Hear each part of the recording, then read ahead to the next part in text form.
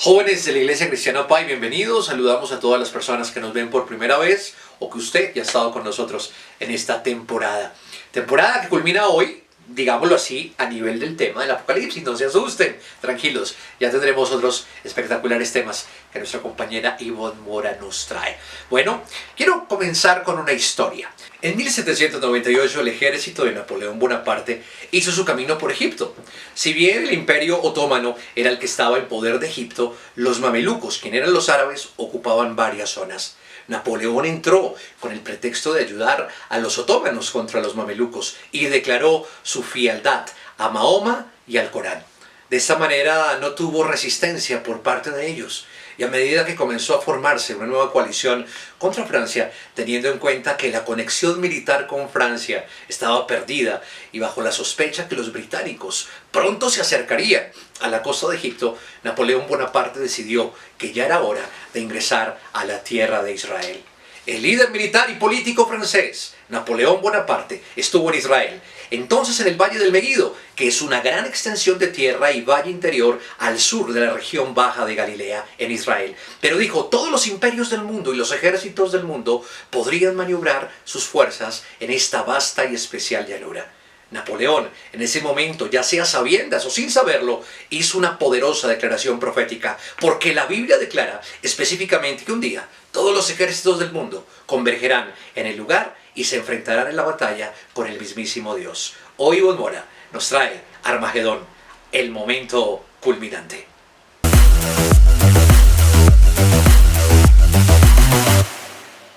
Un saludo especial para todos ustedes, qué alegría de nuevo estar aquí acompañándolos a través de este canal de YouTube.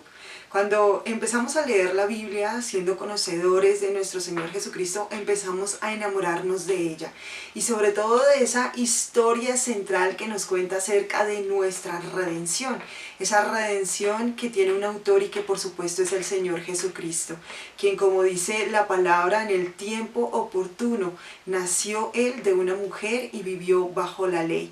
Todo esto para que nosotros alcanzáramos realmente la bendición del Señor, ser redimidos, nuestro pecado perdonado y esa brecha que teníamos con nuestro Padre Celestial fuese eliminada, porque nuestro camino y acceso, único camino y único acceso a Él es nuestro Señor Jesucristo.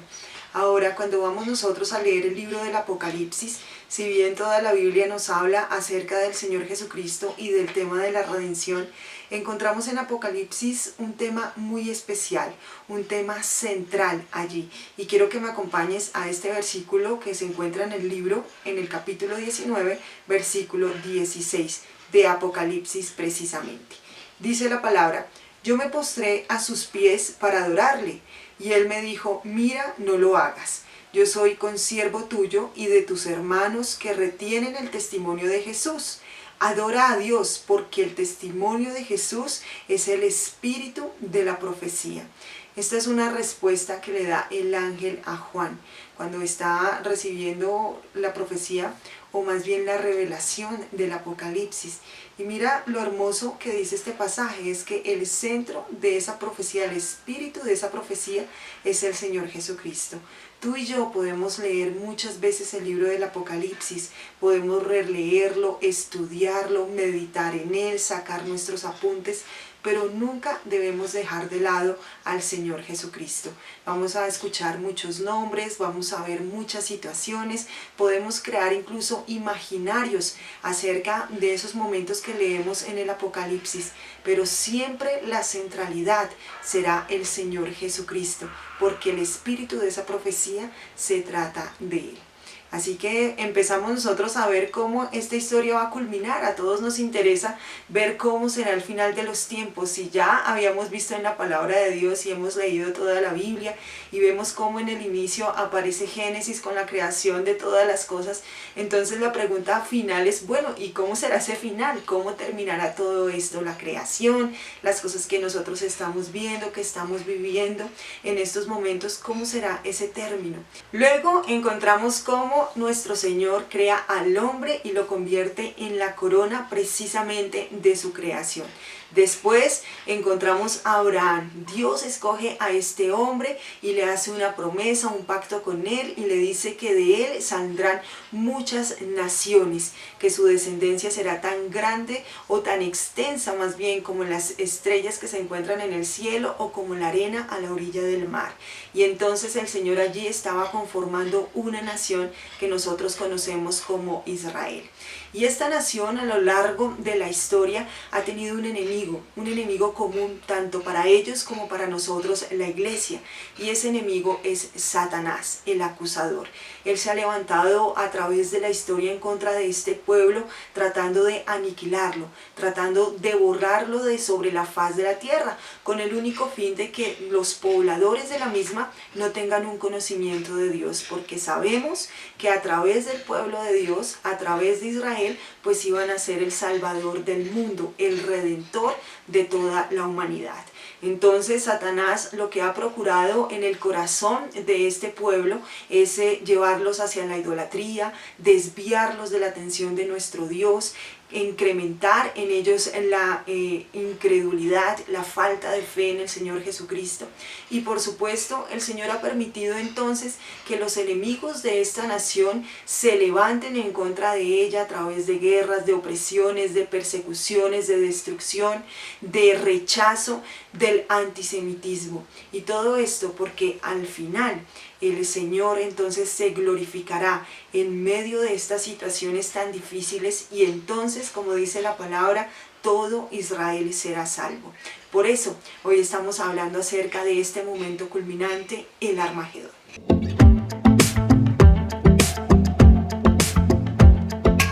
Con este sentimiento antisemita en el corazón de Satanás, habrá una motivación entonces para el resto de las naciones de la tierra, para que luchen en contra de Israel, y de esta manera entonces lleguen al punto de aniquilarlos por completo.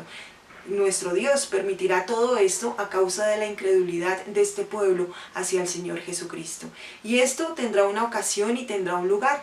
Por supuesto, ese sitio lo conocemos como el Valle del Megido. Es un valle que queda al norte de lo que conocemos como la gran llanura de Esdrelón o el Valle de Jezreel en Israel. Un lugar que fue habitado más o menos hace unos 7000 años y que desde allí ha tenido construcción sobre construcción. En este momento actual de Israel encontramos allí un tel. Un tel es una construcción de una ciudad sobre otra, es decir que la arqueología, cuando hace sus investigaciones, lo que hace es excavar, y han excavado tanto a profundidad que no han logrado llegar hasta la primera ciudad que estuvo implantada allí, pero ese lugar sí existe. Y ese lugar lo hemos conocido no solo en libros de historia secular, por ejemplo en los libros que se escriben acerca de la historia de Egipto aparece allí, porque este lugar, esta gran llanura, fue ocupada por Egipto alguna vez, y de esa manera logró conquistar gran parte del mar Mediterráneo. Luego, en la palabra de Dios también encontramos este valle, inmerso por ejemplo en la historia de Barak, donde es allí cuando Barak empieza a contraatacar al ejército de Sisara y lo vence. También más adelante en la historia de Saúl y de Jonatán vemos cómo los filisteos vencen a padre y a hijo en ese lugar, allí en el Valle de Megido. Pero también es muy conocido como el Valle de Josafat, porque desafortunadamente, como lo narra el segundo libro de Crónicas, en ese lugar Josafat cayó en manos del ejército egipcio, en manos del faraón Necao, y es allí donde pierde la vida. Este lugar es emblemático porque hace su aparición, por supuesto, en el libro del Apocalipsis. Allí en el capítulo 16, cuando se nos narra lo que sucederá en esta gran ocasión, en ese momento culminante de la batalla del Armagedón, aparece así, con ese nombre, Armagedón. Y esto nos habla a nosotros entonces de un momento muy especial, el desarrollo de todos estos acontecimientos de la unión de muchos países en contra de la nación de Israel. Un momento, como lo digo, muy especial para todos, porque precisamente allí esta palabra en hebreo significa el Valle de la Matanza, pero también significa el lugar del reencuentro. Y es especial para mí esta palabra reencuentro porque será allí donde también nuestro Señor Jesucristo aparecerá en los cielos. Dice el libro de Zacarías lo siguiente, quiero que me acompañes. Allí el capítulo 14, versículo 1 al 3. Dice la palabra: se acerca el día en que el Señor vendrá a juzgar y todo lo que les pertenece a ustedes serán repartido delante de ustedes. Reuniré a todas las naciones para que luchen contra Jerusalén. La ciudad será capturada, las casas serán destruidas, las mujeres serán violadas. La mitad de la población será expulsada de su tierra, pero el resto de los habitantes permanecerá en la ciudad. Entonces el Señor saldrá y luchará contra esas naciones, como ha peleado en batallas anteriores. Ese día él subirá al monte de los olivos, que está al oriente de Jerusalén, y el monte se abrirá en dos. La mitad de la montaña se moverá al norte y la otra mitad se moverá al sur. Vemos con esta profecía que está por cumplirse que el Señor llegará a este sitio, pondrá sus pies allí en el monte de los olivos, y entonces Él tendrá allí ese gran momento en el cual Él podrá frenar a todas las naciones que se levantan en contra de Israel en ese momento. Dice el libro del Apocalipsis en el capítulo 17 que serán 10 reyes los que se levanten en contra de Israel. Por supuesto son 10 países, 10 organizaciones mundiales, pueden ser 10 presidentes, 10 primeros ministros. Todos ellos se levantarán en contra de Israel haciendo una coalición para poder aniquilarlos. Como lo digo, el Señor llegará precisamente en ese momento, cuando ellos empiecen a elaborar esta gran guerra y empiecen a tratar de cumplir con el desarrollo de la misma, aparecerá el Señor y entonces todo lo veremos. Es el momento de la gran revelación del Señor Jesucristo para el mundo entero. ¿Cuándo sucederá? Dice la primera carta de Tesalonicenses en el capítulo 5, versículo 2, que el Señor vendrá como ladrón en la noche. No lo sabemos, pero sí sucederá. También la palabra nos cuenta que entonces el Señor irrumpirá en los cielos y con el poder de la espada de doble filo que sale de su boca entonces destruirá a estas naciones. Cuando hablamos de una espada de doble filo en la palabra, tenemos que recordar que se refiere allí a la palabra de Dios. Entonces, como dice 2 de Tesalonicenses 2:8, a quien el Señor matará con el espíritu de su boca y destruirá con el resplandor de su venida. Se refiere que el Señor eliminará a sus enemigos, a los enemigos de su pueblo, a los enemigos de Israel con el poder de su palabra. Recuerda, nosotros hemos vencido por la sangre del Cordero, pero también por la palabra del testimonio.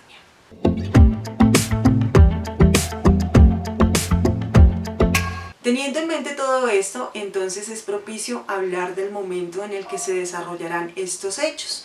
Por supuesto, estamos hablando de los 3 años y medio de la gran tribulación.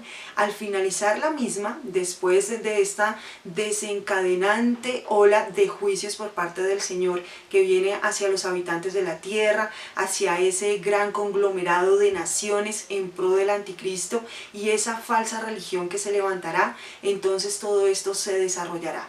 Se levantará nación contra nación, naciones se reunirán en contra de Israel. Recordemos que Israel ha sido atacado durante mucho tiempo por diversas razones y en estos momentos Israel ha tenido muchos cambios en cuanto a su progresión tecnológica. Son grandes en este tipo de desarrollos tecnológicos, inclusive cuando nosotros podemos ir y hacer una investigación acerca de este pueblo actual, vemos cómo esta nación ha surgido en medio del desierto. En medio del desierto han logrado conseguir alimento, sustento para toda una nación. Han tenido crecimiento, como lo digo, a nivel tecnológico, creadores, por ejemplo, de la USB, creadores de los procesadores Intel, creadores de la aplicación Waze, por ejemplo, y muchos otros alcances a nivel de medicina.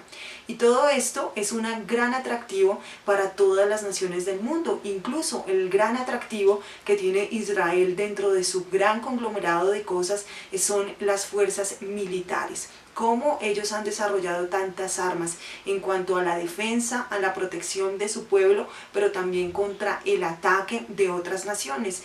Esto hace que ese lugar sea muy atractivo, como ya lo he dicho, para el resto de las naciones. Ahora, ese gran lugar, la Tierra Santa que todo el mundo ha deseado, que por supuesto no será diferente para el anticristo, será el epicentro durante mucho tiempo, es decir, durante esta época, el reinado del anticristo, para que él esté allí gobernando a todo el mundo como este gran dictador mundial que será. Por supuesto, también será el epicentro de la falsa religión que se establecerá en esos momentos de la tierra. Ahora, luego de grandes colapsos, porque en este momento del desarrollo de la batalla del Armagedón y la gran preparación para contraatacar contra Israel, por supuesto habrán colapsos económicos, por supuesto habrán colapsos políticos, y vemos cómo con la llegada del Señor Jesucristo al liberar y a salvar al pueblo de Israel, entonces el anticristo será derrotado y por supuesto el falso profeta. Haciendo un pequeño recorderis de los antiguos videos que hemos visto, recordemos que el anticristo es representante del sistema político y económico de ese momento en el mundo, y el falso profeta es el representante del sistema religioso del momento.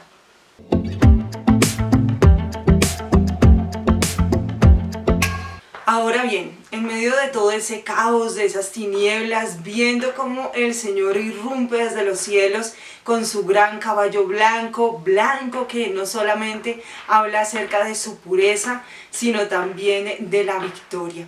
Y vemos cómo en su muslo nos narra la palabra que dice Rey de Reyes y Señor de Señores, el verdadero y el fiel. Así lo reconoce el libro del Apocalipsis. Y vemos que luego de esto, con la destrucción del anticristo, del falso profeta, entonces hay un establecimiento, porque para eso viene el Señor Jesucristo, a establecer su reino milenial. Es decir, un periodo de 1000 años, donde Él estará allí reinando para todos nosotros, una monarquía unilateral que solo proviene del amor y de la bondad que es el Señor Jesucristo. Hace un siglo, por ejemplo, se creía y se consideraba que la gran revolución industrial traería un gran crecimiento tecnológico y que todas esas reformas sociales entonces cambiarían el futuro del mundo, el futuro global. Todo sería más chévere, más justo, más dinámico para la economía. Sin embargo, cuando nosotros vamos a la historia, nos encontramos con 2 guerras mundiales, nos encontramos con el desarrollo de grupos armados, y entonces empezamos a ver cómo hay ataques entre naciones, y dentro de estas mismas naciones también vemos el desarrollo, el gran despliegue del terrorismo a nivel mundial. Vemos, por supuesto, esta injusticia social que prevalece, la corrupción en los gobiernos, y nos encontramos, por supuesto, ante el gran derrocamiento de los valores morales en la sociedad. Y todo esto nos lleva a nosotros al gran pensamiento utópico de alguna vez nosotros podremos alcanzar la felicidad, vivir realmente en un mundo en paz. ¿Será que realmente podemos nosotros tener ese otorgamiento de alegría y tranquilidad en algún momento de la historia del ser humano? Y pues todo esto se hace real. En el libro del Apocalipsis nosotros leemos en los últimos capítulos cómo el Señor nos cuenta a nosotros acerca de su reino milenial. Y podemos comenzar a imaginarnos nosotros cómo puede ser ese momento regido por nuestro Señor Jesucristo, aquel que vino montado sobre ese gran caballo blanco, blanco que habla acerca de su pureza, pero también de su victoria, victoria sobre el anticristo, sobre el falso profeta, sobre ese caos y esas tinieblas, y que en su muslo dice Rey de Reyes y Señor de Señores. Y comenzamos a imaginar ese momento. Imaginemos un mundo lleno de paz, un mundo lleno de justicia, un mundo lleno de perdón, un mundo donde podemos hablar con verdad y con sinceridad, donde la mentira y la corrupción no existen, donde la injusticia social, por supuesto, es eliminada para siempre, un lugar donde las protestas no existen, donde los cacerolazos no se dan, un lugar donde no hay ni siquiera protestas ecológicas porque allí el medio ambiente será diferente, la maldición no existirá, los animales convivirán juntos, ni siquiera habrá una cadena alimenticia.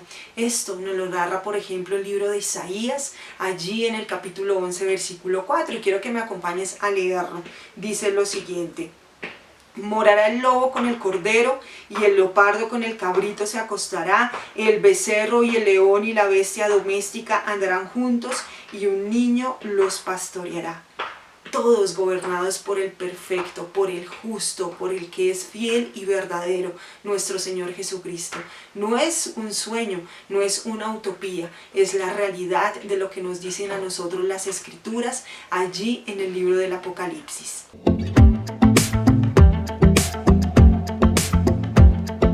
La pregunta que sigue a todo esto es: ¿qué estaremos haciendo nosotros? ¿Qué actividad estaremos desarrollando en el milenio? Bueno, pues la palabra de Dios tiene la respuesta. Vamos a ir a las Escrituras. Quiero que veamos varios versículos que nos hablan acerca de eso que estaremos haciendo en ese momento. Y el primero de ellos lo encontramos en Daniel capítulo 7, versículo 27. Dice la palabra: y que el reino y el dominio y la majestad de los reinos debajo de todo el cielo se ha dado al pueblo de los santos del Altísimo, cuyo reino es reino eterno, y todos los dominios le servirán y le obedecerán. Es decir, que esta es una promesa para estar reinando sobre las naciones junto con el Señor Jesucristo. Ahora quiero que me acompañes al siguiente versículo, que se encuentra en Mateo 19, 28. Allí el Señor Jesucristo prometió a los discípulos que: vosotros que me habéis seguido, también os sentaréis sobre 12 tronos para juzgar a las 12 tribus de Israel. Luego, en la primera carta de los Corintios, en el capítulo 6, el versículo 2, hay una pregunta que hace el apóstol Pablo y dice lo siguiente: ¿o no sabéis que los santos han de juzgar al mundo? Es decir, nosotros, los santos, hijos de Dios, que hemos sido apartados, porque eso quiere decir la palabra santo, allí en las Escrituras, vemos cómo vamos a acompañar al Señor Jesucristo en su reinado milenial.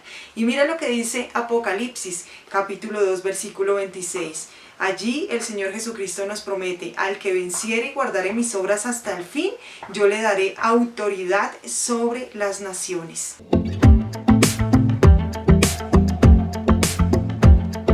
Ahora bien, con el retorno del Señor Jesucristo, el diablo será encarcelado, luego liberado por un breve periodo de tiempo y finalmente será enviado, arrojado al lago de fuego y azufre. Allí vivirá el tormento eterno por los siglos. Luego, en el mismo capítulo 20 nos habla acerca del juicio del gran trono blanco, donde todas las personas de todas las edades, de todas las épocas, serán juzgadas allí, precisamente por haber negado al Señor Jesucristo. Y este me parece a mí que es el día más triste de toda la humanidad. Mira lo que dice Apocalipsis, capítulo 20, versículo 15. Y el que no se halló escrito en el libro de la vida fue lanzado al lago de fuego.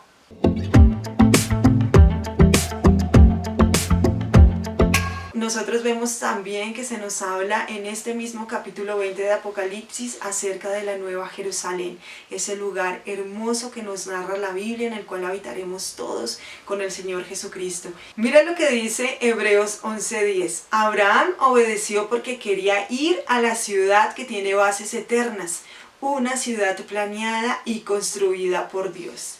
La pregunta que tengo es: ¿tú también quieres estar allí? Bueno, terminemos con una oración. Señor, gracias te damos en el nombre de Jesús por este momento tan especial. Señor, gracias por el mensaje que hoy nos has regalado, Señor, porque tu palabra siempre nos lleva a estudiar mucho más, a aprender mucho más acerca de ti. Gracias, Señor, por cada una de las personas que han visto este video, Señor, que nos han acompañado en el desarrollo de este tema, de todo lo que sucederá al final de los tiempos.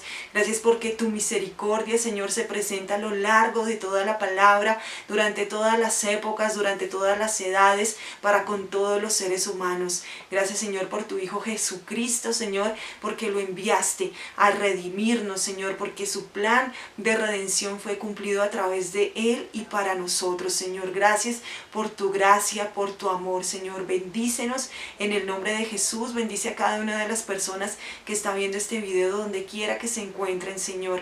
Ayúdales en cada una de sus actividades, Señor, y que todos los días puedan reconocerte como su Señor y como su Salvador, Señor. En el nombre de Jesús. Amén.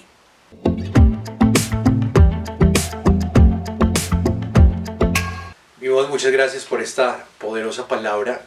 Yo creo que al final de esta enseñanza, de esta temporada acerca del Apocalipsis, no nos queda más que sentir, dar ese paso.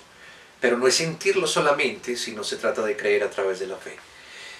Muchos quieren estar en las bodas del Cordero. Muchos aprendimos que estaremos allá en la patria celestial.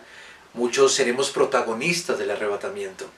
Y muchos estaremos también en el Valle del Meguido, en la guerra del Armagedón.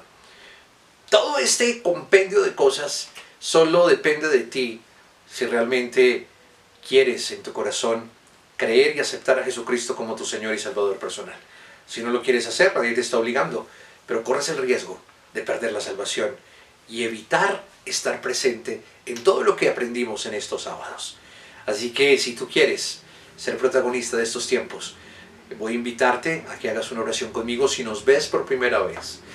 Y la palabra dice en Romanos capítulo 10, verso 9 y 10, que si confesares con tu boca que Jesús es el Señor y creyeres en tu corazón que Dios le levantó de los muertos, serás salvo. Porque con el corazón se cree para justicia, pero con la boca se confiesa para salvación. Hemos leído eso, se cree con el corazón, pero se confiesa con la boca. Usted a través de la palabra en este momento ya creyó, ahora tiene que confesar. ¿Qué va a confesar? Que Jesús es Dios, que es su Señor y Salvador, y que lo acepta en su corazón. Yo lo voy a guiar con esta oración. Cierra sus ojos, repita conmigo. Señor Jesucristo, hoy te pido perdón de todas mis iniquidades, de todos los pecados que he cometido, consciente e inconscientemente hasta el día de hoy. Estoy arrepentido. Lávame con tu sangre preciosa. Hoy creo en mi corazón y confieso con mi boca que tú eres Dios, el Hijo de Dios, que te hiciste carne, que viniste a este mundo, moriste en la cruz del Calvario, pero al tercer día te levantaste de los muertos. Venciste la muerte, el enemigo, el pecado y la maldición. Te sentaste en lugares celestiales y me sentaste a mí también, como lo dice Efesios 2, a tu lado. Espíritu Santo, te doy la bienvenida. Te acepto, Jesús, como mi Señor y mi Salvador personal. Escribe mi nombre en el libro de la vida. Te doy gracias. Amén y amén. Si tú has hecho esta oración, te invitamos a que a través del WhatsApp que está apareciendo en pantalla nos escribas inmediatamente. Queremos mandarte literatura, libros, conversar contigo. Bueno, también vamos a tener un tiempo de oración. Y esto, como lo mencioné ahorita, no solamente nos confronta, sino nos invita a que en estos tiempos, que son los tiempos finales, el Señor nos use para llevar la palabra y que nos dé de nuevo al momento de predicar. Y predicar no es solamente en un púlpito, en una iglesia. Predicar puede ser en tu salón de clase, en la sala de tu casa, en el parque, a quien le quieras predicar. Vamos a orar, voy a orar por ti. Y si tienes peticiones, escríbelas ahí en tu celular o en tu computador. Vamos a orar por las peticiones. Padre, te damos gracias, Señor. Gracias por tu palabra. Hoy, Señor, declaramos, Señor, que estamos acá dispuestos a hacer lo que tú quieres que hagamos para seguir extendiendo tu obra. No queremos quedarnos. No queremos que ninguno de nuestros conocidos, familiares y amigos se queden. Heme aquí, como lo dijo el profeta, envíame a mí, que dispuesto estoy. Señor, tu palabra dice en Romanos capítulo 10, versículo 14 y 15. ¿Cómo pues invocarán a aquel en el cual no han creído? ¿Y cómo creerán en aquel de quien no han oído? ¿Y cómo oirán sin haber quien les predique? ¿Y cómo predicarán si no fueron enviados? Como está escrito, cuán hermosos son los pies de los que anuncian la paz, de los que anuncian buenas nuevas. Señor, ellos se están perdiendo, pero te clamamos, te pedimos misericordia. Como dice 2 de Crónicas 7:14, si se humillaren mi pueblo sobre el cual mi nombre es invocado, y oraren y buscaren mi rostro, entonces yo oiré desde los cielos, perdonaré sus pecados y sanaré su tierra. Hoy nos unimos, Señor, con estos jóvenes, con estas madres, con estos padres, con todos los que estamos en esta reunión. Y oramos por Colombia, Señor, toma el control de nuestra nación. Tú eres el Señor de Colombia, perdónanos por la rebeldía, perdónanos por la iniquidad, por tanta anarquía, por tanto odio, por tanto rencor en los corazones del pueblo colombiano. Perdónanos, Señor. Estamos dispuestos a declarar tu nombre, estamos dispuestos a llevar el mensaje, estamos dispuestos a llevar la palabra al que lo necesita. Nos unimos también para pedir por las peticiones de mis hermanas, de mis hermanos, por peticiones de sanidad. Declaramos sanidad, sana esos cuerpos enfermos en el nombre de Jesús, Señor. Tú llevaste la enfermedad a la cruz del Calvario. Oramos también por la ruina, la escasez, la falta de recursos. Declaro y bendigo a mis hermanos que vienen las oportunidades laborales, que hay trabajos, que hay dineros pagos, que hay solvencia, que viene el dinero del norte, del sur, del oriente, del occidente, que tendremos en sobreabundancia. Padre, Señor, mira a las personas que aún no te conocen. Hay cargas de mamás y papás que están preocupados porque sus hijos en este momento a lo mejor están fuera de casa, llenos de odio, de rebeldía. Padre, ten misericordia. Tu palabra dice, cree en el Señor Jesucristo. Hemos creído. Y luego dice, y serás salvo tú y toda tu casa. Es una promesa legal y hoy la reclamamos en el nombre de Jesús. Señor, gracias porque hoy estás contestando cada petición física, emocional, financiera, laboral, también ministerial y por supuesto, Señor, espiritual. Hay libertad. Donde está el Espíritu de Dios, dice la Escritura, allí hay libertad. Te damos gracias, Señor, en el nombre de Jesús. Amén y amén. Bueno, Dios los bendiga. Muchas gracias. Mañana los esperamos 7 en punto de la mañana. El apóstol Enrique Torra por YouTube, a las 9 por Facebook Live. Y nos vemos este miércoles, que tenemos Santa Cena a las 7 de la noche aquí en este canal Iglesia Cristiana Pay, nuestra célula online. Que el Señor los bendiga, que pasen un fin de semana agradable, bendecido, un feliz día, un abrazo para todos.